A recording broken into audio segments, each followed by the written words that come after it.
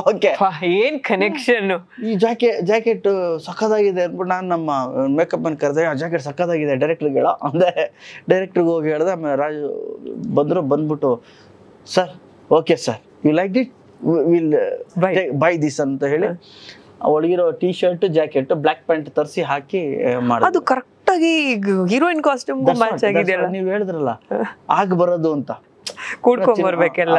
ಆ ಸಾಂಗ್ ಈ ಸಾಂಗ್ ಹಂಗೆ ಕುಡ್ಕೊಂಬಂತು, ದ್ವಾಪರ ಸಾಂಗ್ ಹಾಕಿ ಕುಡ್ಕೊಂಬಂತು. And each and every scene shoot ಮಾಡಬೇಕಾದ್ರೆ ಲೊಕೇಶನ್ ಇಂದ ಹಿಡಿದು ಆರ್ಟಿಸ್ಟ್ ಎಲ್ಲ ಕೂಡ್ ಬಂತು ಈ ಸಿನಿಮಾಗೆ.